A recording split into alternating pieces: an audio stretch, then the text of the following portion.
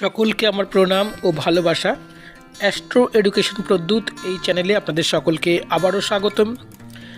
আশা করি পরম পুরুষ ঈশ্বরের কৃপায় আপনারা সকলে সুন্দর আছেন এবং ভালো আছেন এবং আগামী দিনগুলো আপনাদের খুব সুন্দর কাটবে এবং আপনারা সুখে থাকবেন এই আশা নিয়েই আমি প্রদ্যুৎ শাস্ত্রী আমার আজকের ভিডিওতে অগ্রসর হতে চলেছি। আপনারা অনেকেই খুব উৎসুক হয়ে আছেন যে 2022 সাল চলে যাবার পরে 2023 সাল এই নতুন বছরটা আপনাদের কেমন যাবে, আপনারা এই বছরে কতটা উন্নতি করতে পারবেন, কতটা আপনারা মেন্টালিটি প্রেশার থেকে মুক্ত হতে পারবেন, কতটা আপনাদের শারীরিক সমস্যা মিটবে, ইত্যাদি নানান ধরনের কোশ্চেন আপনাদের মনের মধ্যে কিন্তু বাসা বেঁধে রয়েছে।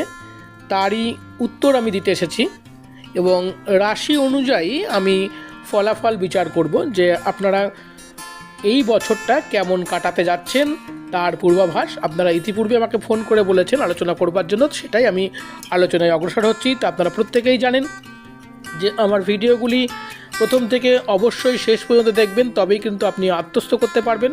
এবং যারা নতুন জ্যোতিষ শিখছেন তাদের জন্য কিন্তু এই তথ্যগুলি খুবই গুরুত্বপূর্ণ। কোনো রকম ফেক তথ্য বা কোনো রকম অবান্তর যেগুলো জ্যোতিষ শাস্ত্রে নেই সেই ধরনের কথা কিন্তু এই ভিডিওতে আলোচনা করা হয় না। যারা এই ধরনের কিছু আলোচনা পেতে চান তারা অবশ্যই এই ভিডিওগুলো দেখবেন না বা এই ভিডিওগুলো থেকে সরে যাবেন।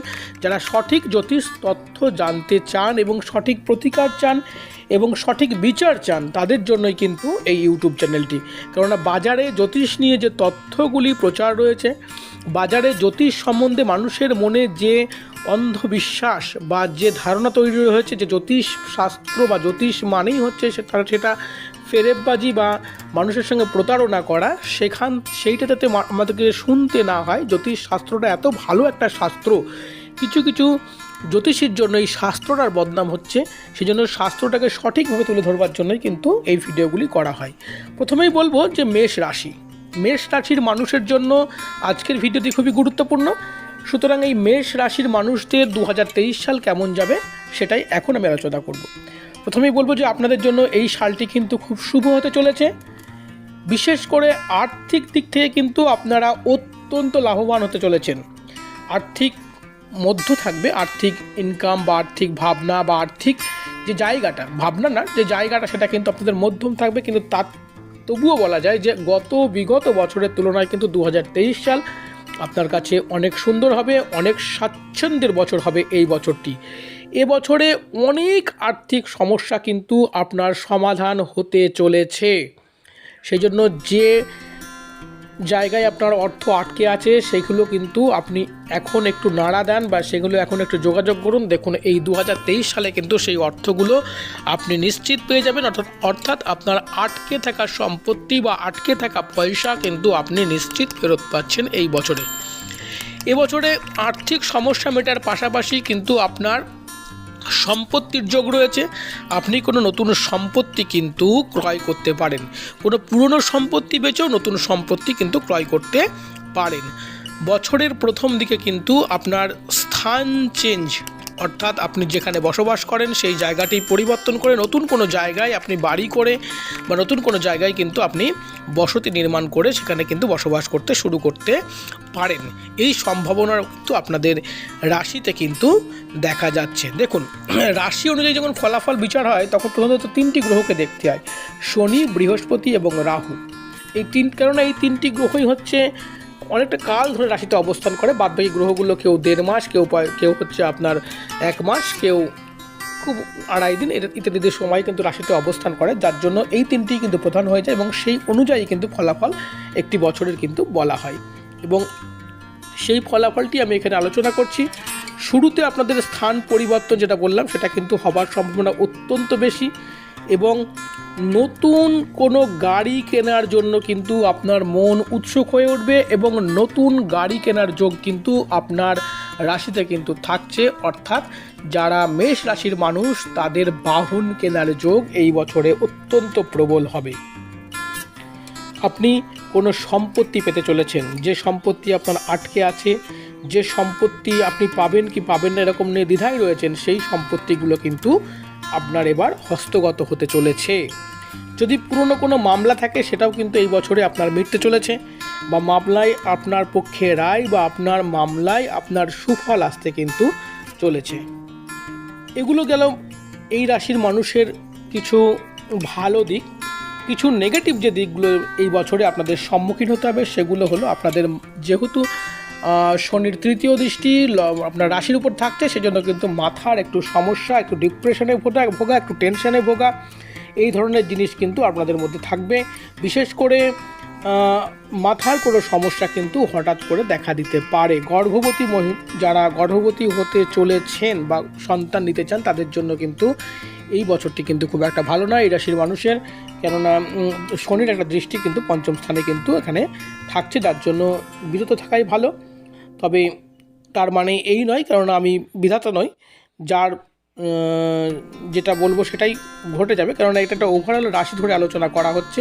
আপনার নির্ভুল বিচারের জন্য আপনার জন্ম ছক এবং আপনার হাতের রেখার পুঙ্খানুপুঙ্খ বিচারের প্রয়োজন। তার জন্য অবশ্যই স্ক্রিনে দেওয়া নাম্বারে যোগাযোগ করতে পারেন বা আমাকে ফোন করতে পারেন, নিশ্চয়ই আপনার প্রশ্নের উত্তর আমি দেওয়ার চেষ্টা করব। এবারে বলবো যে সন্তান থেকে যদি আপনারা বিরত থাকতে পারেন তাহলে ভালো হয়, সন্তান নেওয়া থেকে, নতুন চিন্তাভাবনা থেকে। যারা লেখাপড়া করছেন, লেখাপড়ায় কিন্তু বাধার সৃষ্টি হবে এই বছরে। একটু অমনোযোগী হয়ে যাওয়া, টেনশান করে পড়ায় ক্ষতি করা, এই ধরনের সমস্যাগুলো কিন্তু থাকছে। সন্তান যাদের রয়েছে তারা কিন্তু একটু অমনোযোগী হচ্ছে লেখাপড়া থেকে, এবং লেখাপড়া থেকে তারা দূরে থাকতে চাইবে।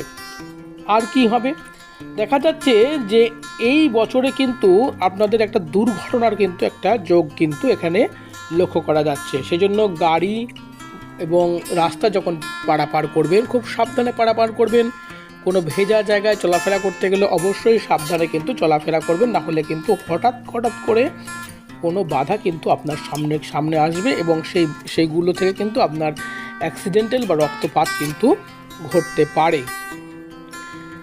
নতুন কোনো যোগাযোগ আপনার এই বছরে হচ্ছে, আপনার রাজযোগ হতে পারে, আপনার চাকরির প্রমোশন হতে পারে, আপনার কর্মের আরও ভালো কিছু সাফল্য কিন্তু আপনাকে হাতছানি দিচ্ছে এই বছরের এই মেষ রাশির মানুষদের জন্য। তবে মনে কিন্তু ক্রোধ বা রাগের সৃষ্টি হবে, স্ত্রীর কষ্ট বৃদ্ধি পাবে, স্ত্রীর সঙ্গে মনোমালিন্যতা দেখা দিতে পারে, সন্তানকে আপনার কথার অবাধ্য হবে বা সন্তান কষ্ট আপনার আসতে পারে, সন্তানের বিদ্যায় বাধা আসতে পারে। সেই জন্য সন্তানকে খুব বেশি, এবং যারা পড়ুয়া রয়েছেন তাদের কিন্তু খুব বেশি মনোযোগী হতে হবে, নাহলে কিন্তু এই বছরের রেজাল্ট কিন্তু খারাপ হওয়ার কিন্তু একটা সুযোগ কিন্তু থাকছে। বন্ধুরা, ভিডিওটি যারা দেখছেন সকলের কাছে আমি অনুরোধ করব আপনারা অবশ্যই চ্যানেলটিকে এখনই সাবস্ক্রাইব করুন, লাইক করুন এবং শেয়ার করুন। এই ধরনের মূল্যবান সঠিক তথ্য পাওয়ার জন্য অবশ্যই চ্যানেলটিকে সবার আগে সাবস্ক্রাইব করে রাখুন এবং আপনার প্রিয়জনকে এই তথ্যগুলি পৌঁছানোর জন্য অবশ্যই ভিডিওগুলিকে প্লিজ শেয়ার করুন। দেখুন, এত সঠিক তথ্য কিন্তু খুব কম ইউটিউব চ্যানেলে কিন্তু আপনারা পাবেন। সেজন্য সঠিক তথ্য এবং সঠিক প্রতিকারের জন্য কিন্তু আপনারা চ্যানেলটিকে অবশ্যই সাথে রাখবেন। আর কি করবেন, আপনারা যারা মেষ রাশির মানুষ তাদের জন্য কিন্তু যেটা বললাম যে স্বাস্থ্য নিয়ে যেটা একটুখানি দুশ্চিন্তা থাকছে, সামান্যতম দুশ্চিন্তা থাকছে, খুব বেশি কিছু নয়। সেজন্য স্বাস্থ্য সচেতন থাকবেন। যারা আগে থেকেই মাথার সমস্যায় রয়েছেন বা মাইগ্রেশনে রয়েছেন, এই ধরনের সমস্যায় রয়েছেন, তাদের জন্য কিন্তু এই বছরটা আরও বেশি বৃদ্ধি পেতে পারে। সেজন্য অবশ্যই যদি আপনারা পারেন প্রতিকার করে নেবেন, এবং প্রতিকার করার আগে অবশ্যই আপনার জন্মছক এবং জন্মকুণ্ডলী পুঙ্খানুপুঙ্খ বিচার করাবেন, তবেই কিন্তু প্রতিকার করবেন। যেটা মনে হলো সেটা হুট করে কিন্তু আপনি পড়ে বসবেন না, তাহলে কিন্তু আপনার হিতে বিপরীত হবে। একটা রত্ন বা একটা প্রতিকার যেমন একটা মানুষকে ভালো করতে পারে সেরকম খারাপও করতে পারে। সেই জন্য আপনি ভালো করে জেনে বুঝে তারপরে কিন্তু প্রতিকার করবেন, যেটা মন সেটা করতে যাবেন না প্লিজ। এটা আপনাদের কাছে আমি বারবার করে আগে অনুরোধ করেছি, আবার অনুরোধ করছি, আগে ভালো করে আপনার জন্মছকের বিচার করান। যারা মেষ রাশির মানুষ তাদের এই বছরে কিন্তু প্রেমের জায়গায় কিন্তু একটু বাধা থাকতে পারে। আপনার পুরনো কোনো সম্পর্ক যদি থাকে সেই সম্পর্কে একটু টানাপেরন থাকবে। নতুন কোনো সম্পর্ক যারা জড়িয়ে পড়তে চলেছেন বা ভাবছেন তাদের এই বছরটা কিন্তু একটুখানি সামলে চলতে হবে, এবং বৈবাহিক জীবন মোটামুটি যাবে। আর পিতামাতার জায়গাটা মোটামুটি থাকবে, খুব ভালোও নয় খুব খারাপও নয়। এই ধরনের জিনিসগুলো কিন্তু 2023 সালে মেষ রাশির মানুষের যারা রয়েছেন তাদের কিন্তু ফেস করতে হবে। তাহলে এখন কথা হচ্ছে যে সমস্যাগুলো আমি বললাম বা যে ভালো দিকগুলি বললাম, যে খারাপ দিকগুলি বললাম, এগুলো সবই আলোচনা করলাম। তাই বলে যে প্রত্যেকের মেষ রাশির মানুষ প্রত্যেকের সঙ্গে মিলবে তা কিন্তু নয়, কেননা প্রত্যেকের গ্রহগত পজিশন আলাদা হয়। সেই জন্য আপনার ক্ষেত্রে এগুলো যদি না মেলে তার জন্য কিন্তু আমার এই তথ্যগুলি দায়ী নয়। আপনার গ্রহগত কোনো ট্রানজাকশনের কোনো ব্যাপারে কিন্তু পার্থক্য রয়েছে বলেই মিলছে না। সেজন্য অবশ্যই আপনার জন্মছকের বিচার করাবেন এবং প্রয়োজনে আপনি হোয়াটসঅ্যাপে মেসেজ করতে পারেন। আমি নিশ্চয়ই আপনার প্রশ্নের উত্তর আপনার কাছে পৌঁছে দেবো। এবারে বলবো যে এই রাশির মানুষদের কি করণীয় আছে এই বছরে ভালো কিছু পাওয়ার জন্য, বা আরও ভালো বেটার কিছু পাওয়ার জন্য, বা খারাপ যে জিনিসগুলো আছে সেগুলো থেকে বেরিয়ে আসার জন্য কী করবেন। আপনারা অবশ্যই খুব মনোযোগ সহকারে এই বছরে পূজা পাঠ করুন, খুব যত্ন সহকারে আপনারা পূজা পাঠ করুন এবং কিছু নিয়ম নিষ্ঠা যেগুলো পালন করেন সেইগুলো অত্যন্ত নিয়ম নিষ্ঠার সঙ্গে পালন করবেন।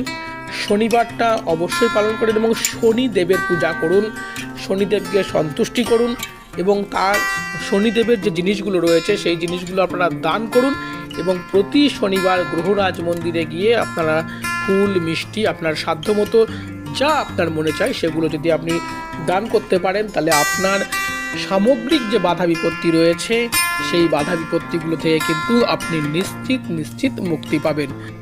সকলে ভালো থাকবেন। ভিডিওটি দেখবার জন্য আপনাদের সকলকে অসংখ্য ধন্যবাদ। সকলকে আবারও ধন্যবাদ।